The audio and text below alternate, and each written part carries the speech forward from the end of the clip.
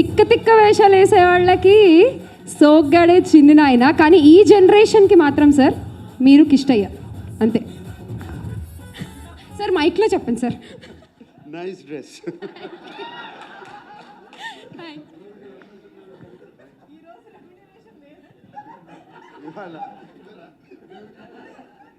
అందరికీ నమస్కారం.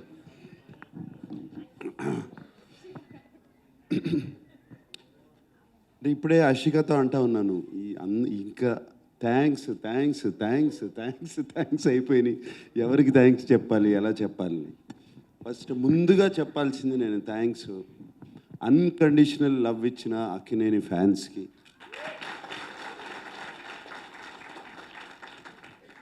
సినిమాలు హిట్ అయినా ఫ్లాప్ అయినా ఎలా ఉన్నా ఎప్పుడు అలాగే ఉంటారు, ఎప్పుడు నవ్వుతూ ఉంటారు నేను కనపడినగానే.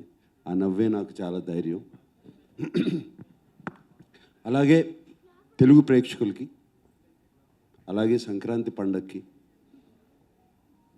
అండ్ చాలా లేట్గా చెప్పాము మేము మా సినిమా రిలీజ్ చేస్తున్నామని అందరికీ. అండ్ డిస్ట్రిబ్యూటర్స్ అందరూ ఎంతో పాజిటివ్గా ఉండి మాకు థియేటర్స్ ఇచ్చి రిలీజ్ ఇచ్చిన డిస్ట్రిబ్యూటర్స్ అందరికీ మరీ మరీ థ్యాంక్స్. అండ్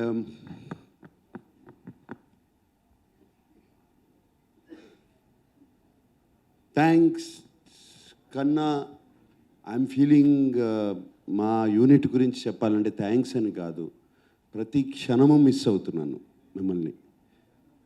ఈ సినిమా అయిపోయిన దగ్గర నుంచి I'm missing all of you, everybody. అంటే ఎంత హాయిగా ఉండేదో సినిమాకి వచ్చినప్పుడు. మార్నింగ్ వర్క్ వచ్చినగానే అందరూ నవ్వు మొహాలు, ఎవ్వరికి ఇంత ఫాస్ట్గా పనిచేయాలి, ఇది ఫినిష్ చేయాలి సినిమాని ఎవ్వరు ఆ కష్టం ఎవ్వరూ చూపించలేదు. ఏ ఒక్కరు, లైట్ బాయ్స్ దగ్గర నుంచి, టెక్నీషియన్స్ దగ్గర నుంచి, ఫైటర్స్ దగ్గర నుంచి ఎవరైనా సరే పేరు పేరున అందరికీ చెప్తున్నాను థ్యాంక్స్ కాదు, I miss you a lot, I miss you so much.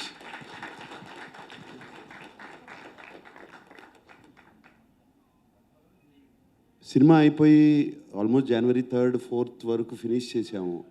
అప్పటి నుంచి విజయ్ నిజంగా చెప్పాలంటే I only think of this film all the time.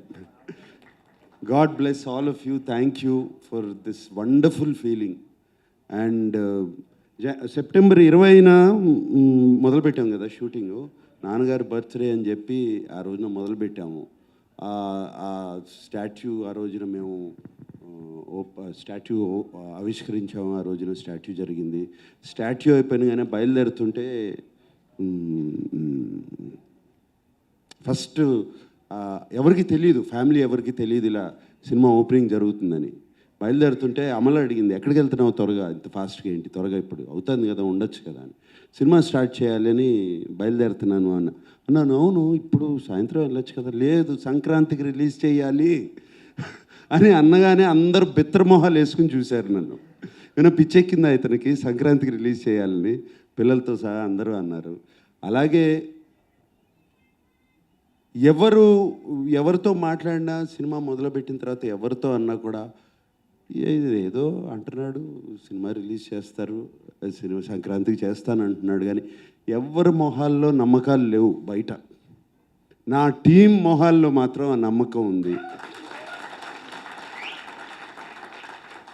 అది that it self was enough for me and we finished it.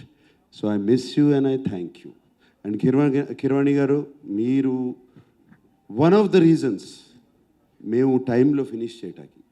మీరు ఆ టైం టేబుల్ వేసి మాకు చూపించి, మేమెవరో వేయలేదండి టైం టేబుల్, మీరేసి మా దగ్గర పంపించి ఇది పలానా పలానా పలానా రోజున రావాలి అనేది.